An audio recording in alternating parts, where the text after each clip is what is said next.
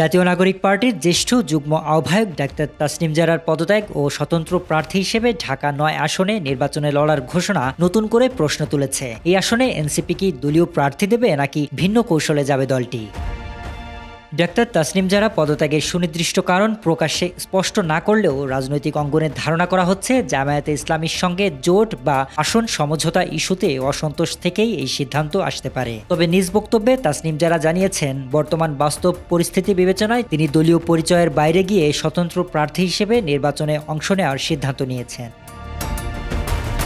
তাসনিম জারার পাশাপাশি তাসনুবা জেবিন সহ আরও বেশ কয়েকজন নেতা ও নেত্রীর পদত্যাগ এনসিপির অভ্যন্তরীণ রাজনীতিতে নতুন বাস্তবতা তৈরি করেছে। বিশেষ করে যেসব আসনে সাবেক নেতা বা নেত্রীরা স্বতন্ত্র প্রার্থী হচ্ছেন, সেসব আসনে দলীয় কৌশল কি হবে সে প্রশ্নই এখন সামনে এসেছে। এই প্রেক্ষাপটে স্বতন্ত্র প্রার্থীদের আসনে এনসিপি প্রার্থী দেবে কিনা এমন প্রশ্নের জবাবে দলের আহ্বায়ক নাহিদ ইসলাম স্পষ্ট করেন, কে স্বতন্ত্র করছে সেই অনুযায়ী এনসিপি প্রার্থী ঠিক করবে না। এনসিপির লক্ষ্য উদ্দেশ্যের সঙ্গে যারা ঐক্যমত্য, যারা মাঠে কাজ করছেন, প্রার্থী হিসেবে জনগণের কাছে গ্রহণযোগ্যতা রয়েছে, তারাই প্রার্থী হবেন।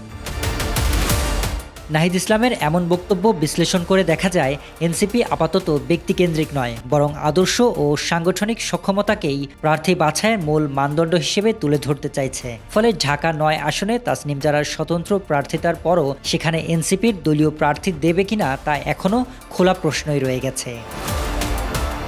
এদিকে রাজনৈতিক বিশ্লেষকদের মতে এমন পরিস্থিতি এনসিপির জন্য একটি সূক্ষ্ম ভারসাম্যের পরীক্ষা। একদিকে দলের ভেতর থেকে উঠে আসা স্বতন্ত্র প্রার্থীদের বাস্তবতা, অন্যদিকে দলীয় পরিচয় ও সাংগঠনিক শক্তি ধরে রাখার চ্যালেঞ্জ।